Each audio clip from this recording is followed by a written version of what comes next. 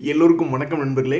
லூசுனே இது லூசு அப்படின்ற மாதிரி இந்த கிஃப்ட் நிஃப்டி இன்னைக்கு இறங்கும் முகமாக நம்மளுக்கு மார்க்கெட் ஓப்பனிங் இருக்கும் அப்படின்ற மாதிரி ஒரு சிக்னல் கொடுத்துட்ருக்கு.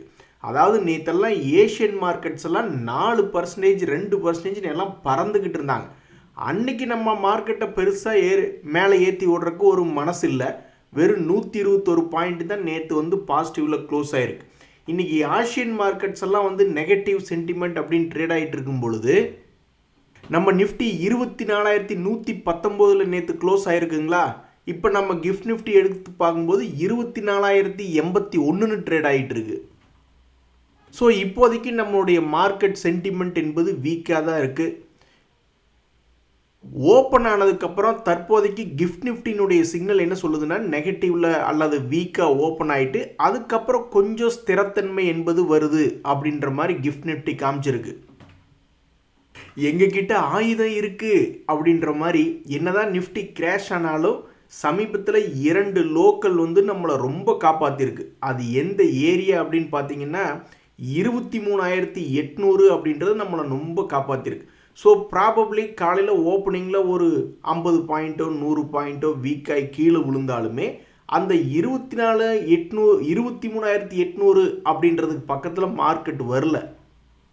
ஸோ கடந்த 3 நாட்களாகவே மார்க்கெட் ஓப்பன் ஆனதுக்கப்புறம் கொஞ்சம் மேல் நோக்கி வருமா கீழே விழுந்ததுக்கப்புறம் அப்படின்ற மாதிரி தான் இந்த கிஃப்ட் நிஃப்டி என்பது சிக்னல் கொடுத்துக்கிட்டு இருந்தது. இன்றைக்குமே குளோபல் மார்க்கெட்லாம் கொஞ்சம் வீக்காக இருக்கும் பொழுது கிஃப்ட் நிஃப்டி என்ன சிக்னல் கொடுத்துருக்குன்னா ரொம்ப மோசமாக கீழே விழுந்துட்டு அதுக்கப்புறம் கொஞ்சம் ரெக்கவரி ஆகிருக்கு அப்படின்ற மாதிரி தான் தற்போதைய 1 மணி நேர கிஃப்ட் நிஃப்டி சிக்னல் என்பது சொல்லுது. அதுக்கப்புறம் நம்ம மார்க்கெட் ஓப்பன் ஆனதுக்கப்புறம் கிஃப்ட் நிஃப்டி எல்லாம் முக்கியம் கிடையாது, நம்ம மார்க்கெட் தான் முக்கியம். பட் ப்ரீ மார்க்கெட் சிக்னல் என்பது இன்றைக்கி நம்மளுடைய மார்க்கெட் என்பது வீக்காக இருக்கிறது அப்படின்ற மாதிரி தான் தற்போதைக்கு சிக்னல். பேசாமல் நேற்றே லாபத்தை புக் பண்ணியிருக்கலாமா அப்படின்ற மாதிரி இன்றைக்கி புலம்பு விட்டுருவானுங்களோ. ஆனால் ஒன்று கவனிச்சிங்களா நண்பர்களே, வார் எஸ்கலேஷன் என்பது தொடர்ந்து நடந்துக்கிட்டே தான் இருக்குது. சண்டை முடிகிற மாதிரி இல்லை. இப்போ கூட பாருங்கள், வார் எஸ்கலேஷனுக்கு உண்டான நடவடிக்கைகள் தான் ட்ரோன்ஸை ஃபயர் பண்ணுறது அந்த மாதிரி விஷயங்கள் தான் நடந்துக்கிட்டு இருக்குது. ஆனாலும் குளோபல் மார்க்கெட்ஸ் அந்தளவுக்கு கிராஷ் ஆகலை. கவனிச்சிங்களா, இவன் 1% கிராஷ் ஆனால் நம்மால் காலையே உளுந்துருவான்ற நிலைமை தான். ஏஷியன் மார்க்கெட்ஸ் பெருசாக ஏறினா நம்மளால் ஏறதில்லை, ஏஷியன் மார்க்கெட்ஸ் கொஞ்சம் கீழே இருந்தாலும் நம்மால் காலையே விழுந்துருவான். நம்ம மார்க்கெட் விடுங்க. ஆனால் ஆசியன் மார்க்கெட்ஸ் இந்த வார் சம்மந்தப்பட்ட எஸ்கலேஷனால் வார் ரீஸ்டார்ட் ஆகிறதுனால பெருசாக கிராஷ் ஆகலை. கவனிச்சிங்களா, பழகி போச்சியா, எங்களுக்கு பழகி போச்சு. ஸோ இன்றைய மார்க்கெட்டை பொறுத்த வரைக்கும் ட்ரேடர்கள் ஒரு 23,800க்கு பக்கத்தில் போய் கீழே விழுந்தால் கூட கவலைப்பட மாட்டாங்க. ஏன் அப்படின்னா அந்த 23,800 மறுபடியும் மேலே தூக்கி விட்டுருச்சுன்னா, ஒருவேளை அப்படி தூக்கி விடல அதுக்கும் கீழே பிரீச் ஆயிடுச்சுன்னா தான் பாவம் மனசு ரொம்ப சோகமாயிடுவாங்க. ஸோ இன்றைய மார்க்கெட்டில் கிஃப்ட் நிஃப்டி சிக்னல் என்ன சொல்லுது அப்படின்னா கொஞ்சம் வீக் ஆகிட்டு அப்புறம் கொஞ்சம் ரெக்கவரி ஆகுமோ அப்படின்ற ஒரு ஐடியாவில் தான் இப்போதைக்கு கிஃப்ட் நிஃப்டி ட்ரேட் ஆகிட்டு இருக்கு. இனி நம்ம மார்க்கெட் ஓப்பன் ஆகும்போது எப்படின்றது பொறுத்து இருந்து தான் பார்க்கணும். நண்பர்களே, நம்ம ரிசல்ட் சீசனில் தொடர்ந்து முக்கியமான கம்பெனிகளுடைய ரிசல்ட் வந்த வண்ணமே தான் இருக்குது. இன்றைக்குமே பார்த்தீங்கன்னா LNT, Mahindra and Mahindra, Punjab national bank அப்படின்றதெல்லாம் மிகவும் வால்டிலிட்டியான பங்கு. ஹீரோ மோட்டோ கார்ப் அப்படின்ட்டு இவங்களுடைய ரிசல்ட்டும் இன்றைக்கி வர்றதுனால தொடர்ந்து இன்னி 2-3 நாளைக்கு இவங்கெல்லாம் ரொம்ப வால்டிலிட்டியாக இருப்பாங்களா.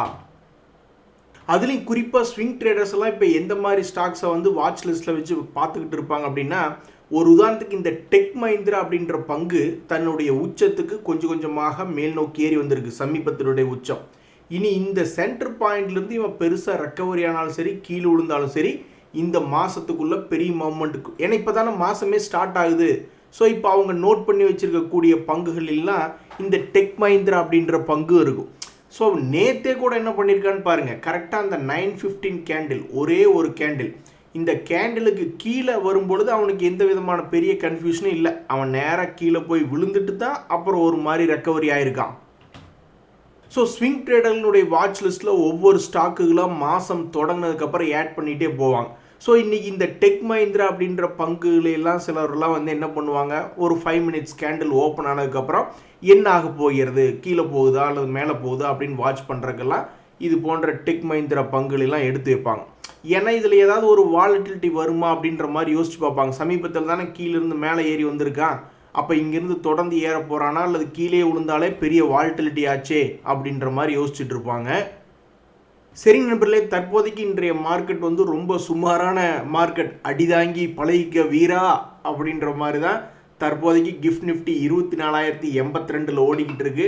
நம்மால் நேற்றத்தை க்ளோசிங்கே 24,119 தான் இருக்காங்க. இதில் இன்றைக்கி எக்ஸ்பைரி வேறு. ஸோ இன்றைக்கி நம்ம வைக்கக்கூடிய கோரிக்கையெல்லாம் ஒன்று தான், கீழே விழுந்தாலும் அந்த 23,800க்கு கீழே போயிடக்கூடாது ஆண்டவா அப்படின்றது மட்டும்தான் ட்ரேடர்களுடைய கோரிக்கையாக இருக்குது. நன்றி, வணக்கம்.